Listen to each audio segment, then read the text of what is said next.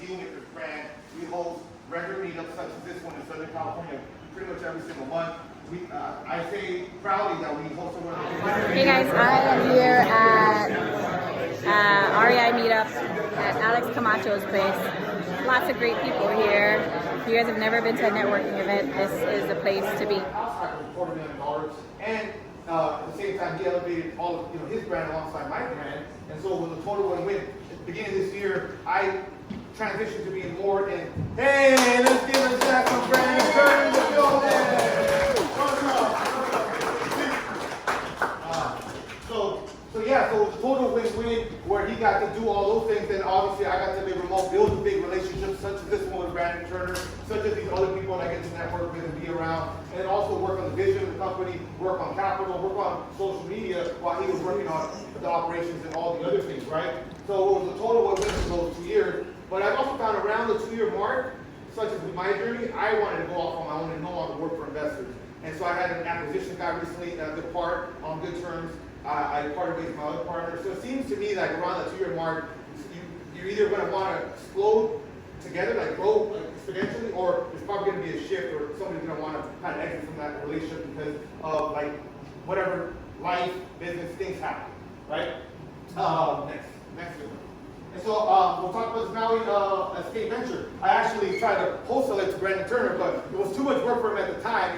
Maybe now he kind of pinches himself like, man, I wish I would have bought the deal because I could have helped done everything. But yeah, he has a lot of properties, so he's fine. So yeah, networking Maui. When I first got here, Brandon Turner, I keep mentioning this, but he was like, hey man, you probably don't want to. I still remember, dude. We were like at your house. It was Thanksgiving, and you're like, dude, I know you're thirsty because I had just moved there like within a couple weeks. I was thirsty to go deal hunting. He was like, dude, you got deals in LA. Just slow your roll, get everything dialed in, get your people, get your systems, get everything like that. Once you feel ready and confident, you're doing deals consistently there, then you can start doing deals here in Maui. That's a better plan. Don't build 2 bridges at once. And I paid attention. I was like, yeah, because I was thirsty to just get out there. But I waited 3-4 months. I still remember being inside of that 1 bedroom with it was like half bathroom with more key here with Micah's, one of my buddies that works for Brandon, his house hack, and dude, I was like, man, I'm tired of these fucking Zoom meetings. Like this is not gonna work. Like, how am I gonna flip house in LA remotely from Hawaii? Like this is what am I thinking? And then it took about 3 months. And then finally we got a deal in South LA. I flew to LA and I remember thinking on that flight, like, I hope I don't like take their deal or like see something maybe they didn't see and then I kill their deal. Because my team, I worked really hard and I had worked really hard to set up training during that time. Sure enough, I land, I expect the property, and I remember walking out of the property and I was like, what? This is great! Like I have a business now. Like this guy's got the deal, all I had to do is get the numbers, wire the MD, and then vetted the deal, and then we're gonna make $50,000. I was calculating I'm gonna net like $42,000 or something after paying everybody out, and I maybe had like 5 hours in the deal.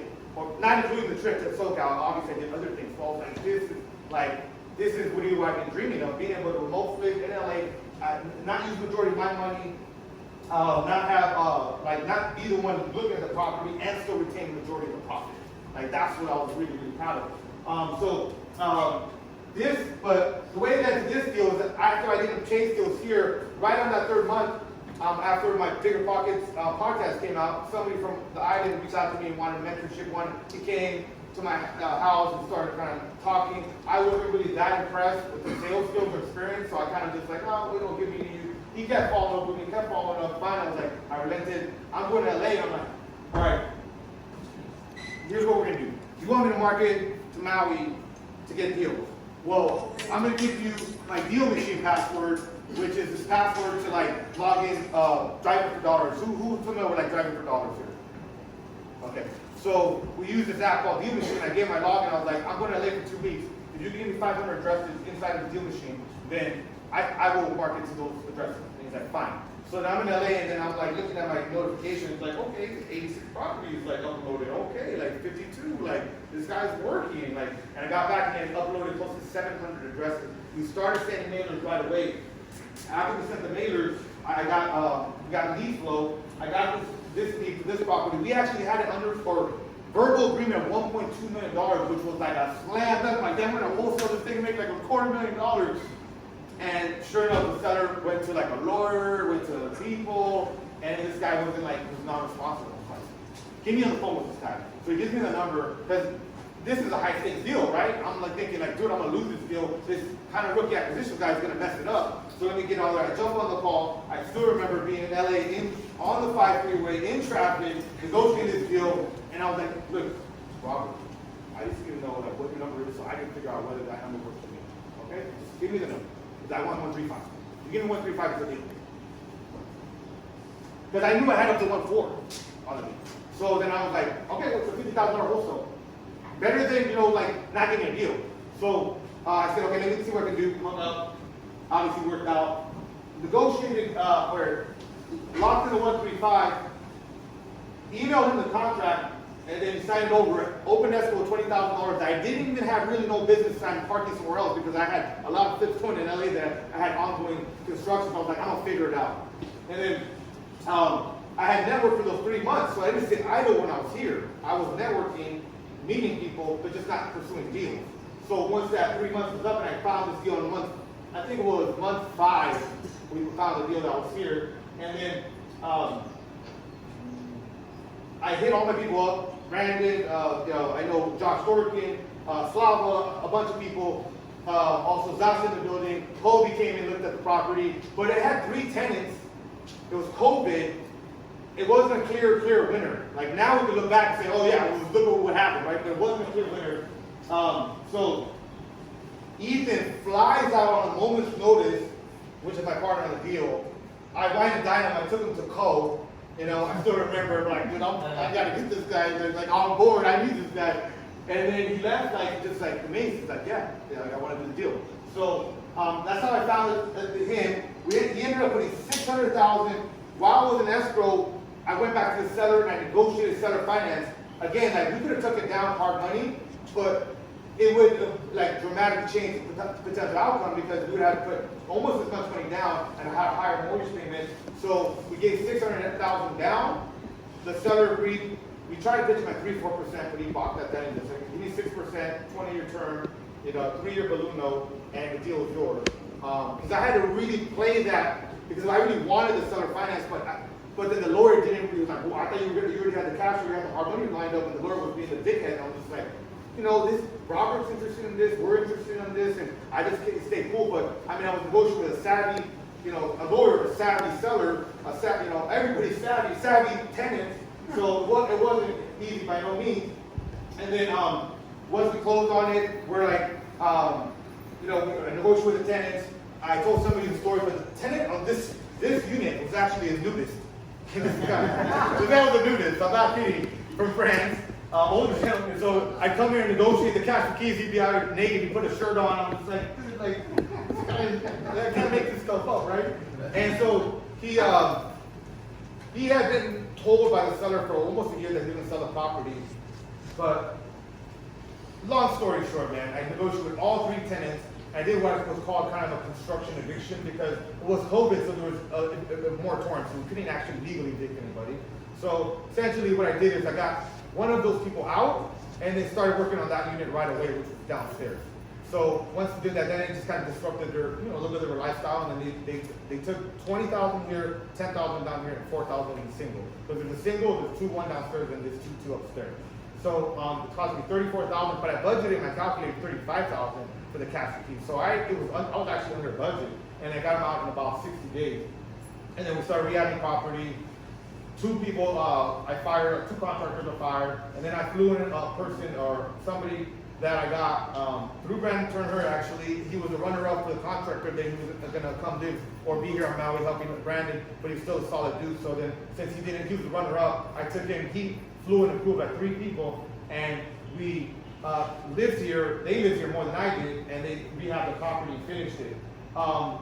Once we finished it, or during the time we finished it, my partner started hitting me up, and this is a power deal. Sometimes they take a certain amount of time, and things change for the better, for the worse. His financial situation improved. My financial situation improved. I didn't really need the payday. He didn't really need the payday. He's like, hey, we can refinance this thing. It's already in the low 2s. we're into this thing like 1.7 or 1.6 at that point. He's like, we should try to keep it. We tried to refinance it, but it was awful. They gave us a low valuation on it, like 1.8. We're like, you're crazy. It's worth at least 2.2, 2.3, 2.4. And so we put it on the market for 2.7, tried to cash out like $1 million, at least try to get something.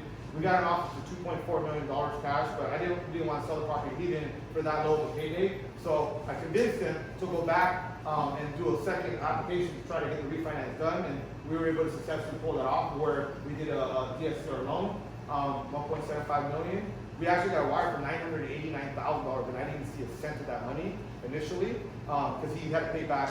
He actually ended up raising a little bit of money, kind of a silent partners, but he was into the deal about I think $700,000, and he had like $200,000 kind of side money he had to pay off, and he had lending me another $250,000 after the fact for some other deals because he became liquid, and then we took most of the capital that we invested into the deal. So into it about our loan is 175. This neighbor's sale for 3.5, and then we think it's worth somewhere around $3 million. That's our estimation. But communication rules always there. Just to add a little excitement, because I performed really well on this one, he ended up being a KT on my 18-unit acquisition in Phoenix, and it worked out because now we have multiple deals together. Two of my biggest assets are with him, and he's an amazing partner to have. Next slide. So I want to do deals with you guys. I want to partner with you. I want to help any way I can. I'm a resource. One of my reasons for doing this is really just passionate about doing win-win deals, win-win business together, such as those last two examples I just gave. I like doing deals. I want to continue to do them, but I can't do them without people that either have money or the skills to help me do them. So on that note, thank you guys for hearing me out, and we're going to hear Brandon talk.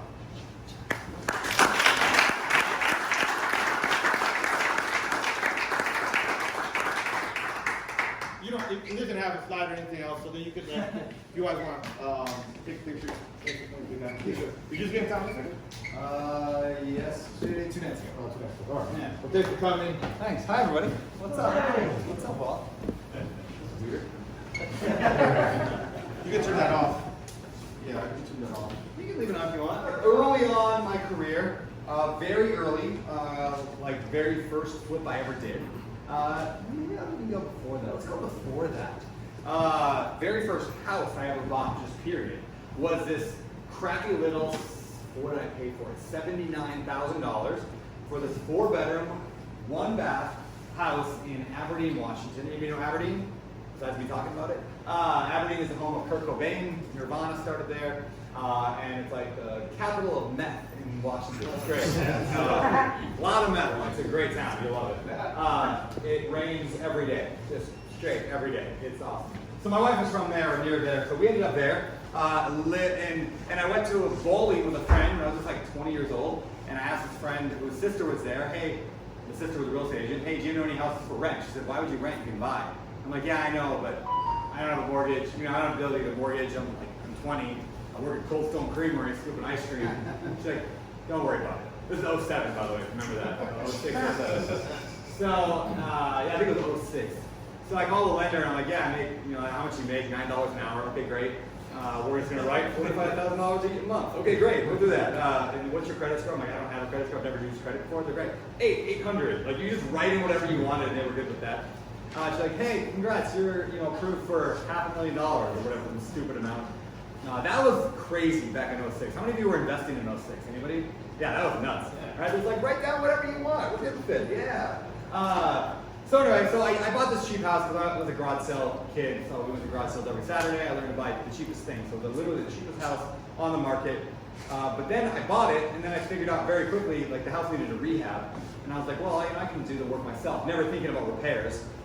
So then I get the house, and I'm like, oh, this is going to cost me like 30 grand worth of repairs. I had no money, so I called up Bank of Dad, and I was like, hey, you got 30 grand? He's like, nope. And I'm like, oh, crap. I was like, well, I got this house. I got to fix it up. And I was like, well, do you have like a line of credit you could get from a bank? He was like, maybe, you'll check. So I went to got a line of credit, home equity line of credit at 2.2% or something crazy like that. And I was like, all right, well, can I borrow $30,000 if I pay you back plus interest? And he's like, yeah, don't worry about it. Just pay it back. Don't worry about interest. So I used his money, bought the house, fixed it up, sold it. So that was technically my very first partnership, even though it was very much Bank of Dad. It worked out. But that idea carried on throughout my entire career. And in fact, all the way up to today, where like we've raised $350 million over the past 4 years, doing the exact same thing, but now I pay interest. So it's a little different, but same thing. Bank of Dad and Bank of 1,800 rich people across the U.S. It's the same exact concept. Is I buy real estate and I use Bank of people to partner with, and then they end up funding the entire deal, like all the down payment, all the rehab costs, and everything like that. So that is very first deal was that one. Second deal that I really like a lot, that I had a lot of fun with. I wanted to buy a triplex. It was 3 little houses. Similar town, it was technically the next town over, but same thing. Meth, heroin, a lot of rain. And these 3 houses came up on the market for $45,000. I mean, just stupid cheap. Even in that area, that was stupid cheap. So I was like, oh, that looks really good. But there's problems with all 3 of the houses had bad roofs. They all needed, one was sloped like, it was like 9 inches from one side of the living room to the other. Just like sinking in the mud, literally. And I'm like, oh, easy, just jack it up. That's no problem at all. Like, I was very optimistic at the time. Needed all paint, all that good stuff. You know, just normal rehab. So I went to the bank, and I was like, hey, I really want to buy this deal. It's $45,000. I can't screw this up. These units are all going to rent for at least $500 a month. So again, lower prices that you can compare to Maui. I think $50,000, but they rent for $500. And the bank just said, well, you don't have any income. Like, I didn't have a job at the time. I was trying to flip houses, which is a whole different story. Didn't have any job. Still didn't have much credit, and had no money whatsoever. Nothing. I was just flat broke. So again, I knew I wanted the deal, so I went and locked it up anyway, just knowing that I'd figure it out. So I went and put an offer on it. It was a bank foreclosure, as everything was back then. This is probably 2009 at this point. Put it under contract, and then I used a line that I still use today. I used it earlier today with somebody. I use it all the time. I'm not a very confrontational person, and I don't like wrecking family and friend relationships. So I don't want to be like, hey, I got a really great deal. You want to invest with me? Because that makes it really awkward when you say no, right? It's like really, and I don't like that. With strangers, I don't have a problem with that. Family and friends, super awkward. So I don't like to do that. So instead, the line that I use accidentally, and it worked out really well, is I went to just a guy at church that I knew, just this guy named Gary, who I know him and his wife both worked at the county. They both made roughly 6 figures each, so I knew they were sitting on about $200,000 in income. They had no debt whatsoever. They're Dave Ramsey people, so they had no debt on their house, no debt on anything whatsoever, just equity. And their house was worth several $100,000. So I went to them, and I was just chatting with them at church, in that kind of awkward greet your neighbor time. And I said, hey, so yeah, I'm buying this really sick deal over in Oakland. So yeah, I'm buying this really sick deal. It's going to be just an ATM machine. I'm actually looking for a partner, somebody to come in and work with it on me to bring the down payment, and then I do all the work, and we just split everything at the end. And here's the line: do you know anybody who would be interested in that? And I really like that line. Do you know anybody who would be interested in that? Because it just gives them the opportunity to say, I don't know, yeah, man, I'll think about it. Let me put some thought into it. And that means no. But it means no in a very safe way for both parties.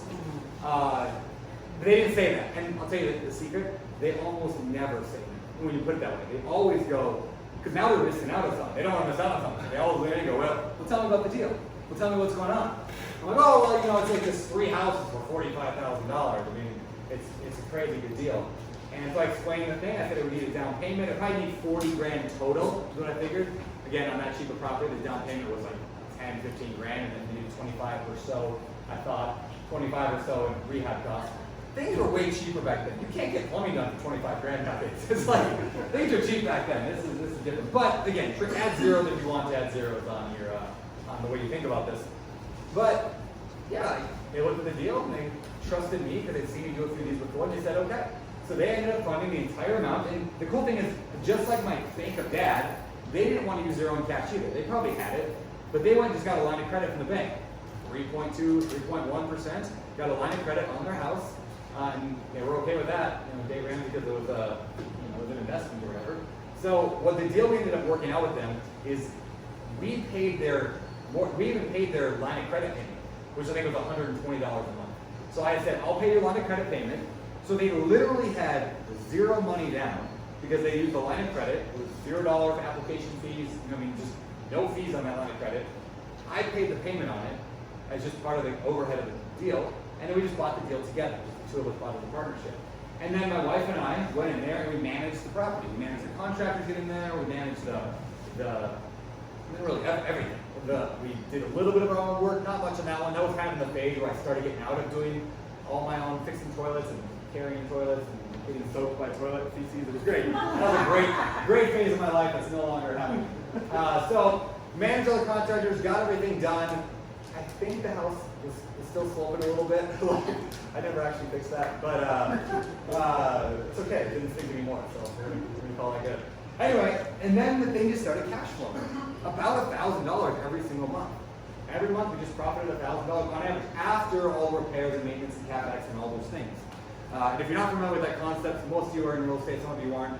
There's this distinction between rental properties that I call pure cash flow and phantom cash flow.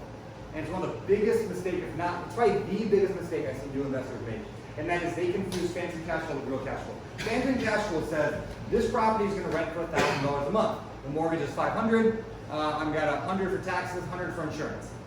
Great. We're going to profit $300 a month. That's our cash flow.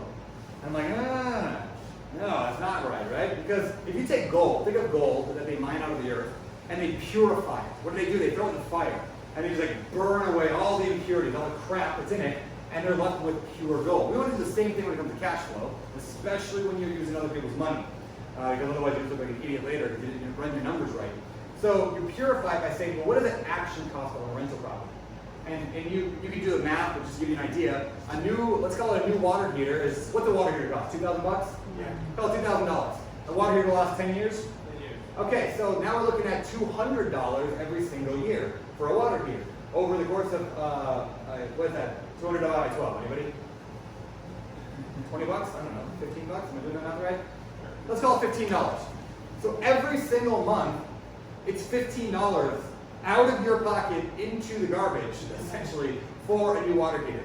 And that's true for the flooring, it's true for the walls, the paint, the ceiling, the windows. Every single solitary item in the house dies and depreciates, and it actually goes away. And the thing is, though, they just come in chunks, right? So when you remodel your house, you spend 20 grand remodeling it, or 30 grand remodeling it every 5 years. So what happens is people, amateurs buy, and I've been here many times, we buy real estate, and we're like, oh, we're making $500 a month. And then after a year, we have a $6,000 bill for a new water heater and rehab of the laundry room. And you're like, all right, well, I didn't really make any money year one, but year two, now I'm all set. Year two, I'm making $500 a month. And then that whole year goes by, and you're like, I made $6 grand. And then the roof goes bad, and you got a $6,000 repair. You're like, dang it. All right, well, year three, that's the year this is going to change. And 30 years later, you still have not made a dime on this rental property. Now, thankfully, we have appreciation, we have loan getting paid off, we can still win. But cash flow for most people is almost non-existent. When you really run the true numbers, the pure cash flow on most deals that newbies buy is non-existent. They think it's there, it's really not. So I would encourage you to learn and lean into pure cash flow, especially when you're using partners' money. And they're going to respect you for that. You're going to be like, hey, most people think cash flow is this. I know better. This is actually what we can expect.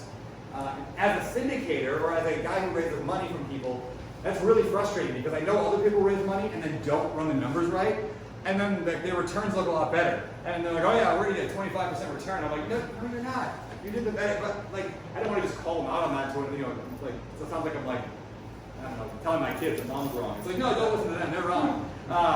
Anyway, run your numbers right, do it the right way, get the pure cash flow to those numbers, and show it to your partner.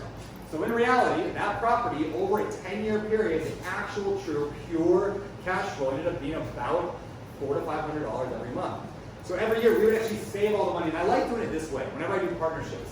I like compiling the money. I don't like to pay out every month.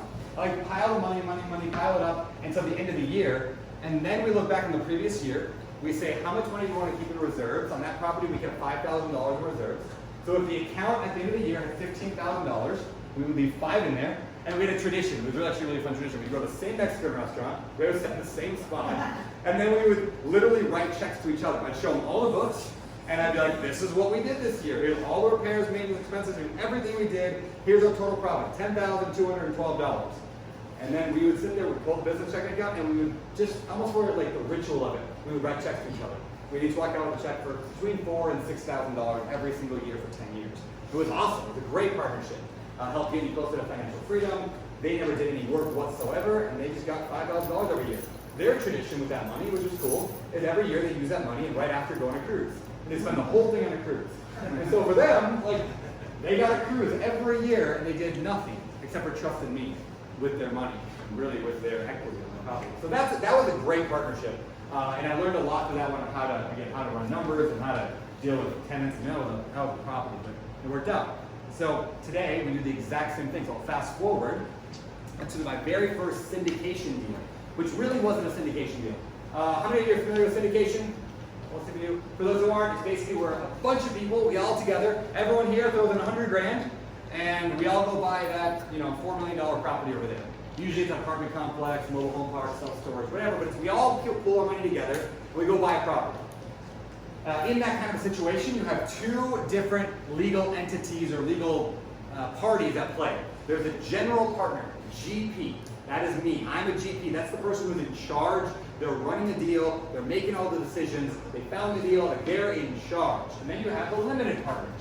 Limited partners are people who just invest their capital. They are literally partners. Limited partners, that's what they are. Now they're limited in two ways. One, they're limited in control. They can't tell you what to do. They can't tell you what's color to paint the building. They can't tell you to sell or not to sell. They have literally no control at all. But they're also limited in their liability. If the deal goes bad, if I as a GP go and take all their money and run off to Cuba and live life and whatever, and then we get sued, and the U.S. government comes in and sues us because of whatever reason we did fraud, they're not involved in that. They're limited to only losing their cash they put in. So it's a really cool position to be in. I mean, they have no legal liability other than their $100,000, and they have no work to do whatsoever. Now, that said, to be able to do that, most of the time you have to be accredited, which means you're making a couple $100,000 a year or more, or you got $1 million net worth, not counting your house. All right, so my very first syndication. I knew I wanted to get into syndication. I've told this story before, but I'll say it again. I went to a conference and I was on stage speaking. It was the best ever conference in Denver, Colorado with Joe Fairless. And I remember looking at it, there was 1,000 syndicators, all commercial real estate investors that were just awesome. And I realized then, I was like, I don't deserve to be here on the stage. I had 30 rental units at the time, which was cool for me, living in little Grays Harbor, Washington, Methville, USA. It was awesome. I had more units than anybody I knew. I was the most successful guy I knew. But when I got into a room like that, I was like, oh, shoot, I am just an amateur. I don't know what I'm doing here. But here I am on stage trying to teach them something. And the only reason I was there is because I had a big podcast, Bigger Pockets. Have you heard of it? All right. I had that podcast and I could sell tickets to an event. And while I'm speaking, I remember thinking, I don't like being up here just to sell tickets. That feels weird. I want to be here because I deserve to be on the stage. Because that was the day, the moment I was like, I'm going to be a syndicator. I didn't know anything about it. I didn't even know what it was, really. I didn't know the difference between a 506C and a 506B, and you don't have to be there, but I didn't know anything. I was brand new. So I thought, how can I test the idea of syndication without actually going through all the hassle and work of syndication? So I said, well, what if I just did a really small syndication? So what I did is I put it out there to my whole world. I said, hey everyone, I was saying it for probably 3 months. I said it on almost every podcast episode. I put it on my Instagram. I told everybody, I'm looking for a 50-unit mobile home park. I would say that over and over and over. 50-unit mobile home park, water, sewer, tenant pays their own water, sewer, garbage. That was the 2 criteria points I had. And after several months, people would throw me little deals here and there. Nothing would ever work out. Then I went and spoke at another event out in New York. And 2 weeks later, I got an email from this guy who said, hey, I was at your event when you spoke in New York. And this is probably not for you. It's a crappy area. You don't want this deal. You said 50 units. It's exactly 50 units, and it has tenant pay their own water, sewer, garbage. So I looked at it. I ran the numbers, and the numbers looked good. It actually looked like a good deal. And I was like, this could be it. So I tell the guy, his name is Ryan Murdoch. I say, this looks awesome, but I don't know anything about Bangor, Maine. Have you been to Bangor, Maine? Right here. I'm sorry. I got it. It's just like Aberdeen, Washington. It's just on the other coast. And I'm like, I don't know anything about this town. And I knew living in Aberdeen that there's no way any of you could go and invest in Aberdeen and do a good job. There's just no way. You would not know the market like a local would know the market because it's such a hard market because it's so filled with drugs and crime. And so not that Bangor is that bad, But I knew that I would really struggle because I did not know the market in any way. I didn't know the property managers, I knew nothing. So I tell Ryan, I'm like, hey, I would love to do this deal, but first I need to know, would you do it with me? Would you partner with me? And he's like, well, I don't really have any much money to put into it. I'm like, that's okay. I just want you to partner with me. We'll share it somehow. And he's like, oh, okay. And I said, but first I need to come see the property. He goes, okay, great. There's this hotel, this hotel, this hotel. I was like, I'm staying with you. Now, like, I shook the guy's hand one time, and I'm like, no, I'm staying in your house. And my fear is that he thought I was insane. Because, and to be honest, I get to Bangor, and he picks me up. It's the middle of winter. There's like 12 feet of snow everywhere. And we're driving this crappy old, like, I don't know, Chevy, like 85 Chevy truck out like 30 minutes out in the middle of nowhere to his house. And I'm not even kidding, I'm texting my wife. Like, this is where I'm at right now. I'm sending my location. He might be murdering me. Like, I was legit concerned. But anyway, I get to his house, I go in there, I stayed with him for 3 days, and he thought I was insane. He was like, why are you here? Why would you stay with me? There's hotels right there. And I was like, I would never partner with someone that I couldn't sleep in their house. Like, that kind of was my like rule of thumb. It's like, if I can't trust to sleep in your house, and you wouldn't trust me to come sleep in your house, we have no business being business partner did it. Like, I need to trust you. I need to see where you live. If we're gonna be that like intimately involved. So he, put me up there. Years later, I found this great story. He told me this great story. By the way, he lives here now. He lives in my backyard. He's in my Ohana. We started Open Door Capital together a year later, which I'll get to in a second. But years later, he told me the story where he said he didn't have an extra bedroom. And so like 3 days, I was like 3 days later, I'm gonna come to town. His whole room was, he had a Jeep. He would go like buy old Jeeps and then tear all the pieces and then sell them on eBay. It was kind of a side hustle. So the whole room was covered with shelves of Jeep parts, like just disgusting Jeep parts.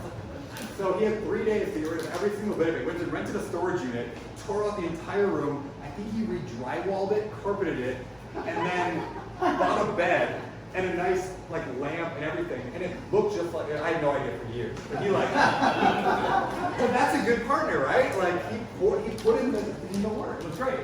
So Ryan and I were looking at it. Now we still have a problem. We didn't have any money. We didn't have enough money. I mean, the deal was $1.2 million, I think it was. And the bank wanted like $400,000 down. I had a couple thousand in a 1031 exchange, but I was still about half that money short.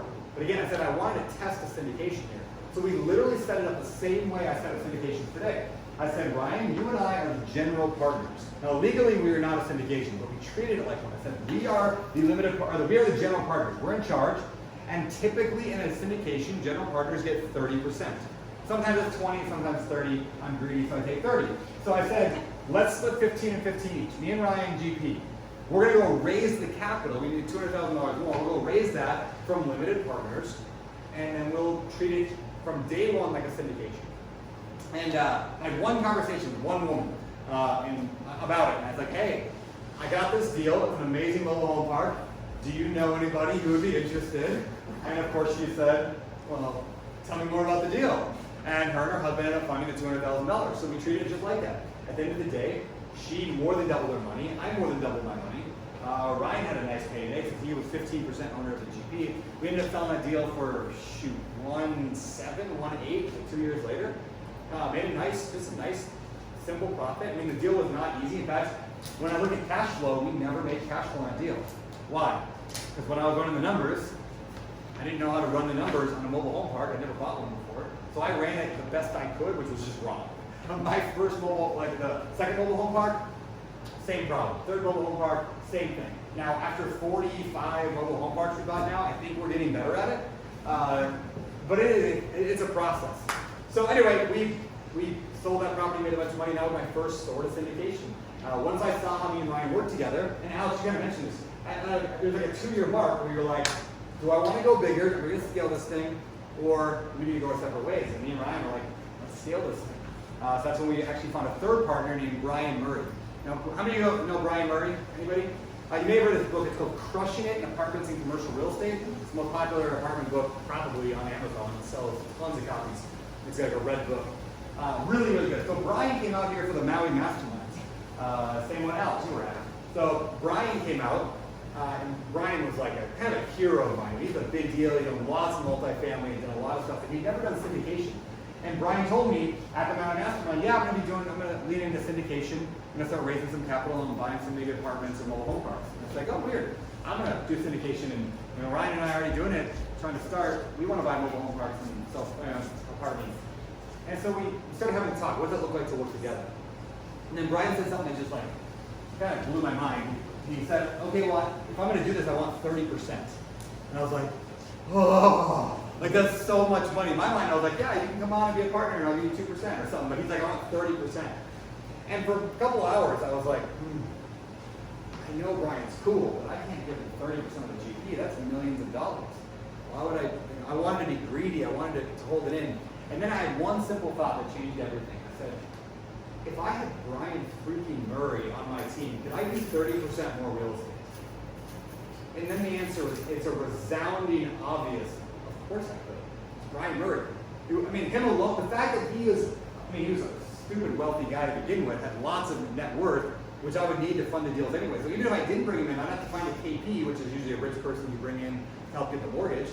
I'd have to get one anyway. KPs usually take between 5 and 20% anyway. So I Didn't he own like 2,000 units or something, like more without a partner? Yeah, exactly. He bought like 2,000 units without a partner.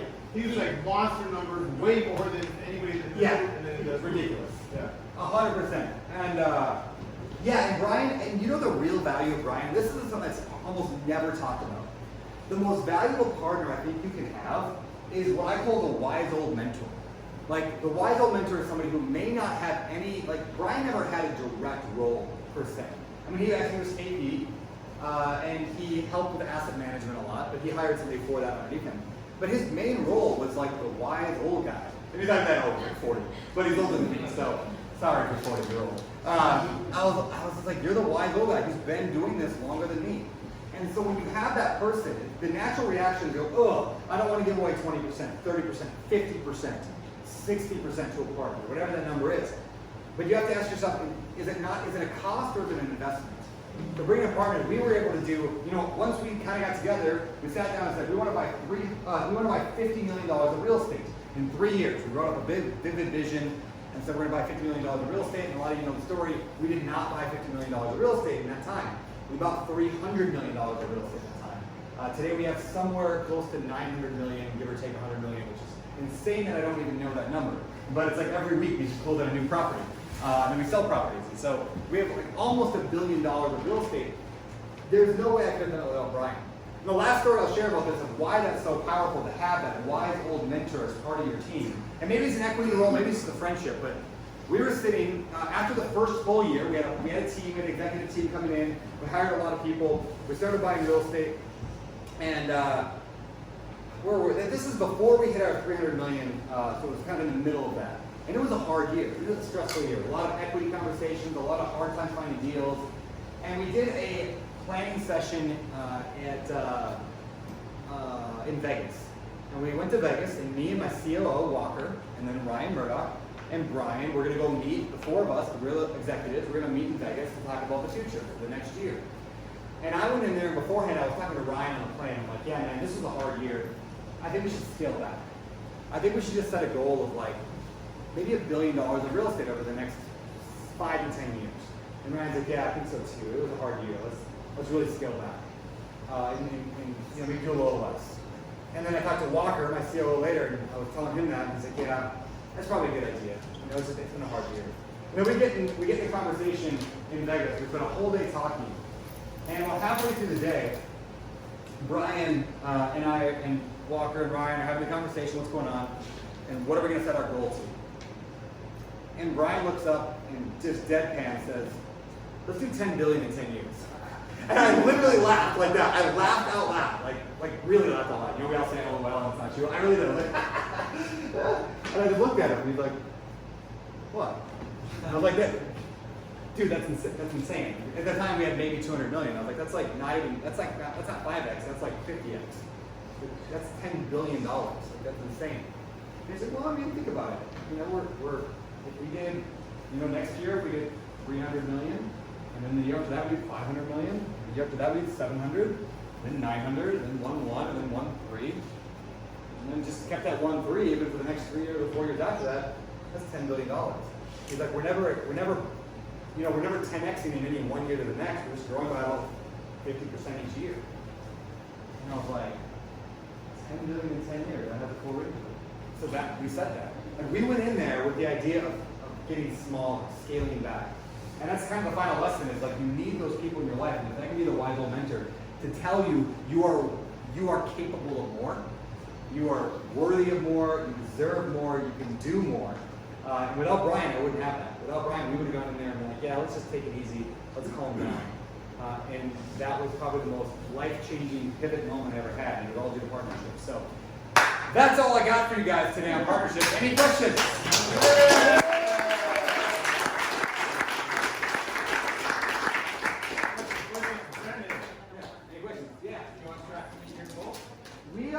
We were on track at the beginning of the year. We're a little behind right now. It's been a hard year to find deals. Deal flow, I don't know if you guys have noticed this, those are investing heavily. Yeah, we have, it's not even like a hyperbole. There's literally 10 times fewer deals for sale than there were a year and a half, 2 years ago. Like literally 10x difference. So the number of mobile home parks that go for sale in a month is 10x smaller. Number of apartments is 10x smaller. So we're slightly behind. I think for the year we're at, our goal was 450 this year or 500, somewhere in there. And I think we're at like 3. And so like, we might hit like 4 at the end of the year, but we're probably gonna miss it by, I shouldn't say that. We got half a year, whatever, we figured it out. What do you get? Do you expect it to pick back up next year? I have to at some point. I mean, what we're seeing is like, people are just not selling. I mean, it's true for us too. We're like, well, why would we sell when we can't get the high price that we want? So we're just holding on to it. But what's gonna happen is loans are coming due soon. So a lot of people a couple years ago got bridge debt, which is like short-term, not like hard money, but for big commercial properties. And that bridge debt is 2, 3, or 4, maybe 5 years at most. Well, things started changing 2 years ago with interest rates and COVID.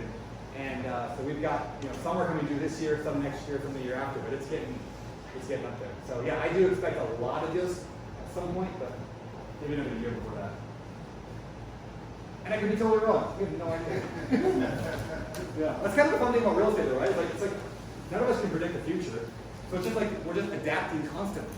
It's like I always use the metaphor of like going out there paddling with whales. You guys ever paddleboard and try to get whales?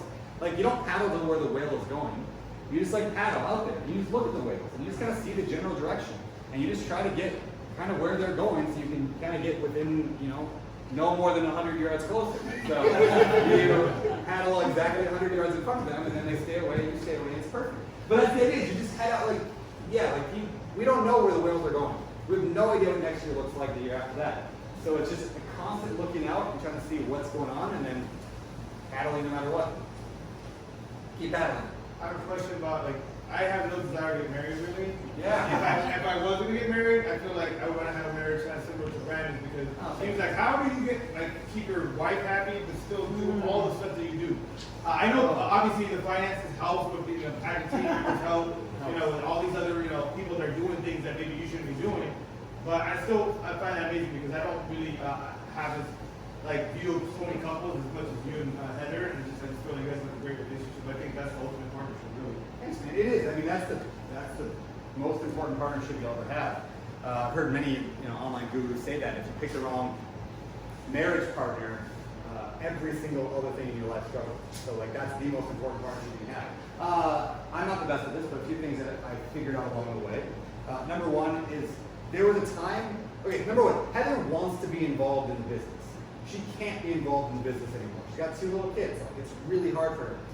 But then she feels like she wants to be involved, but she can't. So there's like this fight within her, and she doesn't want to go analyze deals. Doesn't want to do any of that. So what we had to really work through was how do we find a role for her? How does she find her role in my life, in her work, in my world? And so we finally came to that realization recently that, you know, we have people over at my house all the time. A lot of you guys have been to my house. We're entertaining a lot. We have a pool and people hang out. She finally realized that when people come over and she makes a pie, or she cleans up and makes dinner for everybody, or orders food from, you know, whatever, coconuts, like that's part of the game. Like, that's part of the business, right? Like the number of people that come over, I mean, like Megan and Jeff, like the number of that interactions, like this, it's kind of all business and all life. And so she found her role there, first of all. Secondly, this resonated with a lot of people. I made a video years ago, the only video I ever got Heather to make with me. We made one video for YouTube, and it was on couple goal setting. And in that video, Heather said, Well, I was talking about how I always had these big goals. Like, we're going to buy $10 billion in real estate, and I'm going to go and do 75 hard, and I'm going to do a triathlon, and like all these things. I'm always doing a thing, right? And I was like, so what do you want your thing to be? What do you want your goal to be? She's like, I want to drink more water. And I'm like, no. You need a real goal. Come on, honey, you need a real goal. She's like, all right, I just want to drink more water. I'm like, yeah, that's not good. You need a real goal. And finally, I had to realize that my level of goal, like the way I set goals, does not have to be the way she sets goals. And I can support her in her goal of drinking more water, and she can support me in my goal of being a billionaire, and that's okay. We can run, the idea was that we can run independent races together. That's kind of an oxymoron, right? Like, doesn't really make sense, but we can run independent races together. She's running her race, I'm running my race, and we do everything together. And so, like, I make sure she drinks her water. Like, I ask her all the time, do you need some water? Do you need water today? And that's been a thing for years. She just wants to drink more water. But she has other goals besides that. She wants to read a certain number of books each year, and she wants to do certain things with the kids. That's her race, so we just do the race together. So that's helpful too. So other than that, I just got really lucky. She's super nice and helpful. She's perfect. Any other questions? So strategic-wise, you said, with deals, you said, hey, I got this opportunity, like anybody interested? Do you have other strategies to attract investors and what you can share with us? Yeah, let me tell you how I raised $120 million in 8 weeks. That was a fun one. We raised $120 million last July in 8 weeks. We just raised $65 million in like 3 weeks using the exact same strategy. I'm not saying this would work for everybody here in the same way, but I'm not saying it won't either, and you can do it at a much smaller level.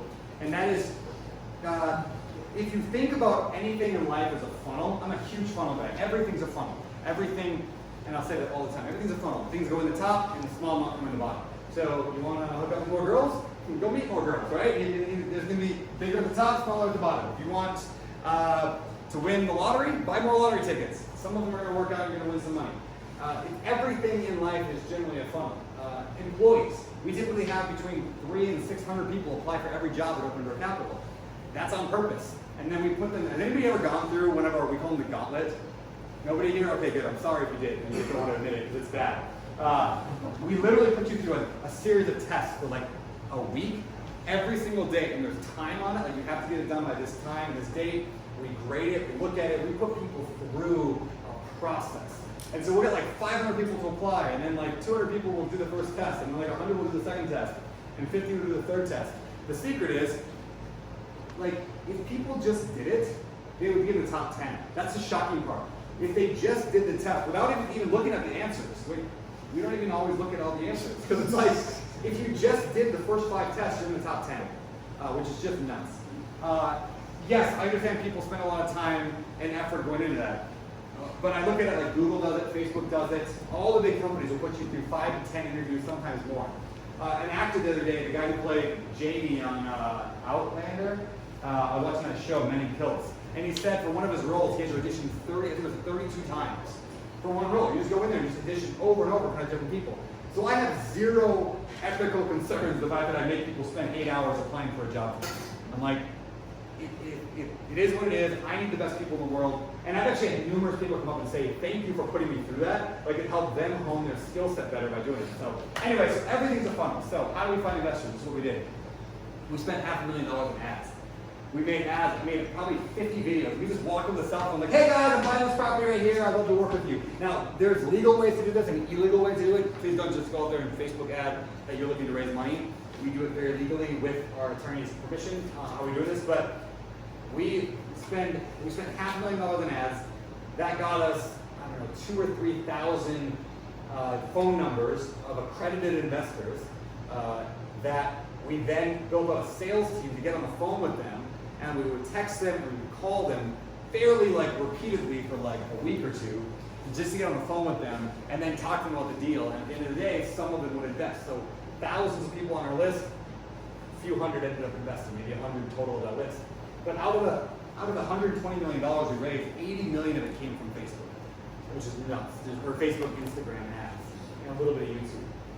And so the reason I bring that up is just showing that the other strategy that's worked really well is just funneling it through paid marketing. You're just choosing your target market, right? Yeah, exactly. Yeah. So actually, what I did is, you can still if you want. Whenever I think about marketing, I'm always thinking, there's a book called 80-20 Sales and Marketing, one of my favorite books. And in there he has a phrase called rack the shotgun. And I can't remember the exact metaphor, but he basically says, like, if you go into a room and want to rack a shotgun, you can tell all the police officers in there because they know exactly what that sound is. That it identifies it, because you can identify your target audience by something, right? So what's the thing that I could do to rack the shotgun for somebody who's rich and wants to maybe invest in real estate? And I thought, a couple of things. One, I made an ebook. And the ebook's literally called How the Rich Pay No Taxes. There's a big picture of Donald Trump with this like finger thing on the front cover. So one, that attracts a certain demographic, more on the right-wing side of politics, just a little bit, which majority of real estate investors, for right or wrong, are more on the right side of the political spectrum. Especially the ones that are investing in deals like Open Door Capital and that follow me, they're generally more conservative. But more importantly, is they're all wondering how they can pay no taxes. Because everyone's heard Donald Trump doesn't pay taxes. And actually start the white paper, it's a white paper, and it was like, in the year Donald Trump was president, he paid $750 in taxes, despite earning $200 and some million. How did Donald Trump do that? It's called depreciation. I mean, he hasn't come out and said that specifically, but there's zero doubt in my mind that's what he's doing. He buys huge properties, he depreciates them, he writes off all the money in year one for accelerated depreciation, he pays no taxes. That's the cool thing about real estate is that you can make money in real estate without making money in real estate. You guys aware of that? It's stupid, but it works. I'm not saying do it, but you can buy real estate deals that make zero cash flow and will never go up in value ever, and you can make millions of dollars on it, just for the depreciation. Right? It's a game, and it's super fun. So I put this white paper together. Now, who's going to click on that? Only rich people who want to pay no taxes, primarily. Obviously, some people that are not rich are going to click on it because they want to know too. That's fine. Even when they click on it, they go to a Facebook form, and it says, are you an accredited investor? And it has a definition right there. Yes or no. It doesn't mean we still give them the book, but we know right away that they're not. Then we don't have to worry about following up with them.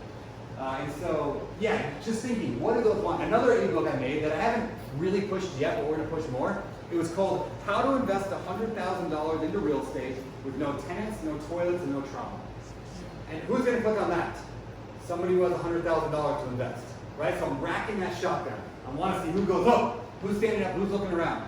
And Facebook's really good. You don't even have to target on Facebook. I talked to my ad guy the other day and asked him, like, so what are we targeting today? Are we trying to target real estate interest? He goes, nothing.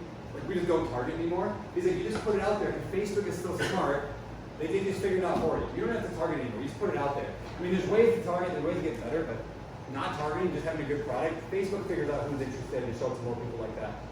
So yeah, thinking funnel-wise, and you can do that on a small level. If there are 50 people in my market who's bought properties for cash. I'm sure you can go look that up on the county records or on one of the data providers. I don't know the data stuff, but you can look that up. Who's bought properties for cash? Great, there's your list. Make a call with each one. Get a lunch with each one. This is real, like, food from the ground level, like, it works. So, any other questions? Not, I'll let Alex take over.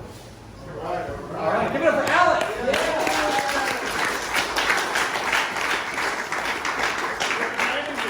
Taking pictures, and you're a poor guy, so he just does this little kind of crouch. I don't know if you guys ever noticed it. It's like, because he's like so tall. I was like, bro. Thank you, dude. Appreciate your time. He's gonna hang for a little bit, but he has a hard stop at 7. It's called Dinner with My Wife. Yep, Dinner with Wife, and he's not far, so we'll be able to make it. I literally watched it. I think we all understand the power of partnerships. I think all of us understand that, if we meet the right person and we have the right alignment of both, that magical things can happen. So I don't think we need to talk about it anymore. Now it's time to network. There's a lot of food. So like gourmet starters, poo-poos. So go ahead and announce much on that. We have some tables out there. So just to network, you can hear, you can go out and have an amazing view. I structured this specifically kind of around sunset time because it's such a beautiful sunset from this balcony in this area. So, love to just hang with everybody, take pictures. That's it. Let's go. All right.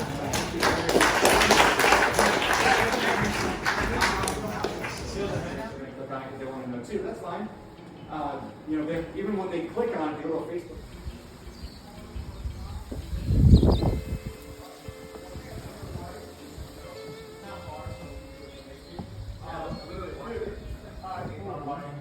Now it's time to network. There's a lot of food. So like gourmet starters, food.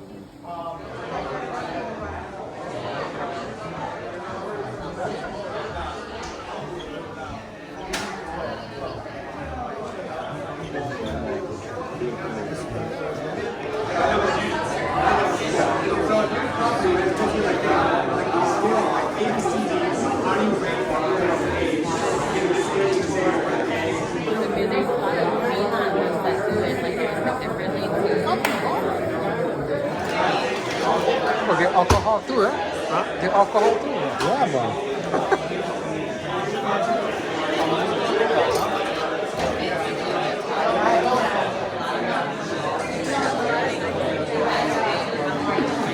What's up?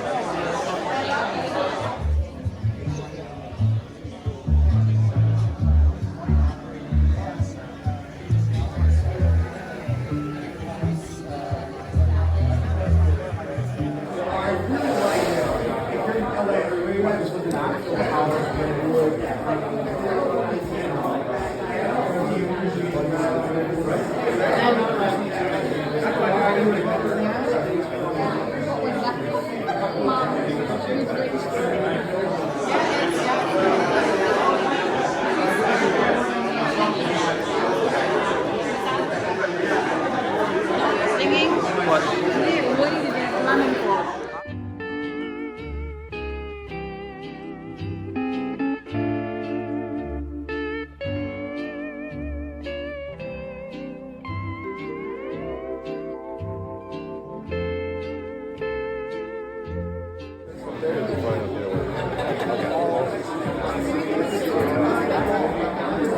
Use that like either as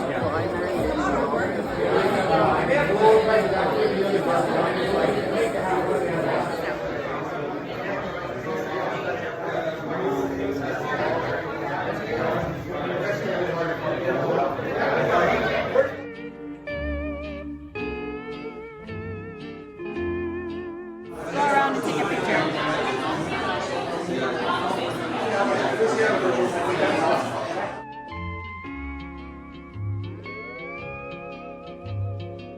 Gets kids modern with technology in their cars. Okay, why listen to talk radio when it comes to doing podcasting? Right? And so, like, once that becomes easy, I think podcasts can be 10x what they are today.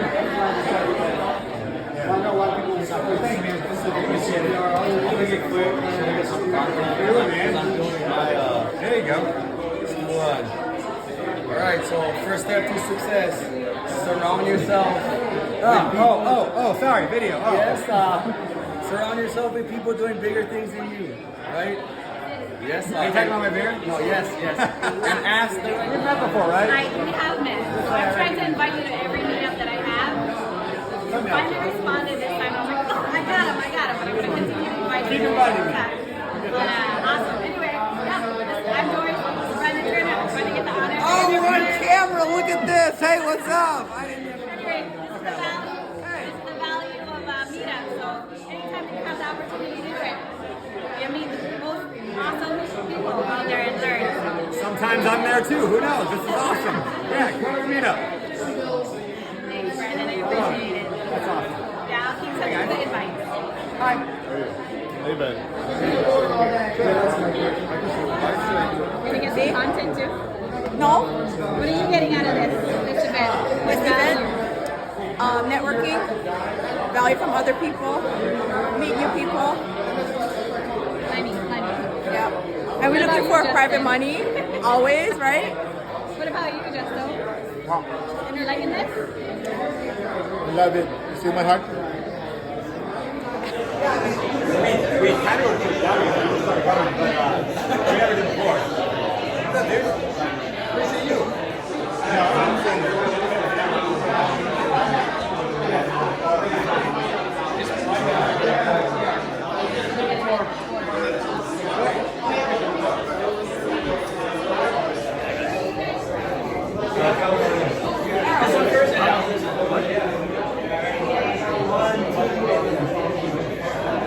those are my favorite shots at this point.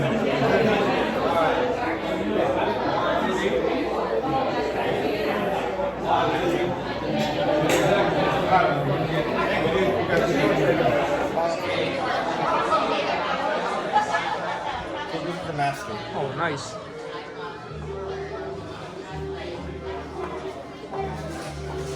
Nice bedroom. Nice bachelor pad, Alex. Wow. My Mexico pen off. I see that one actually. Is that gonna be where your next meetup is? No. I love seeing these beautiful people eating and connecting.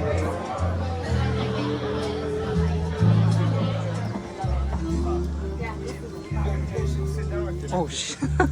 Yeah, for real. I love it. Yes. Oh, it's a nice space. Just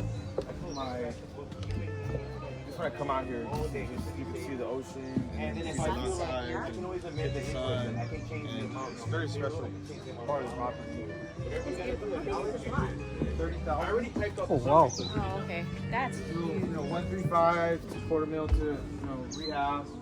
We were all in with holding costs, and we were able to get the refinance done for 1.75. Raised it 2.7 last September. Wow. It's just gonna keep going up. It's more Yeah. closer to like 3 now, or Yeah. a little above 3. Neighbors for 3.5. They have a pool, and they're smaller.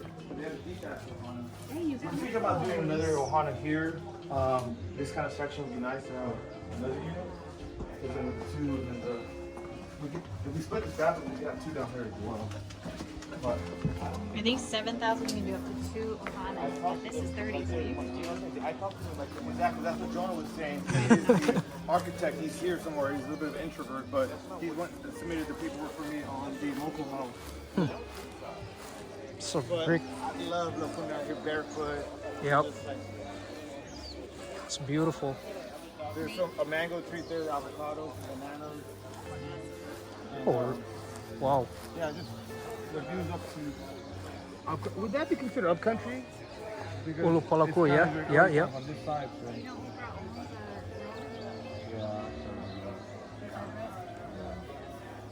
We had a fire here at one point, and people were like messaging her on social media to open the road. She was nice enough to do that for people who live Let me show you the bottom of Ohana. So a couple ways you can go to that side or this back side.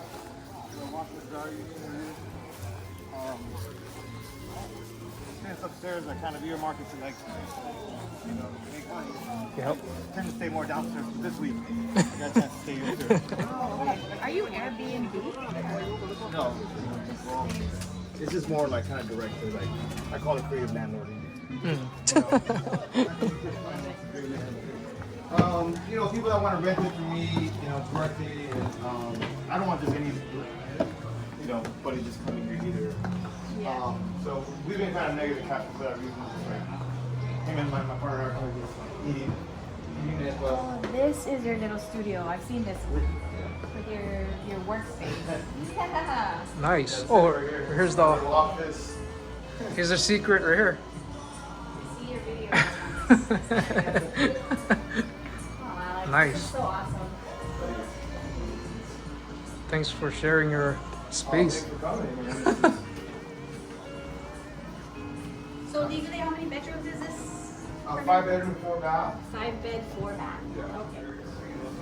My dream would be to finish this one off Yeah. completely, to get the other one. But Brandon said it'd be cool. We had 2. This one will have the kitchen and that one, and then we have the 2 upstairs. I think Nice. we should cash And then plus that fifth, potential down the road building something out.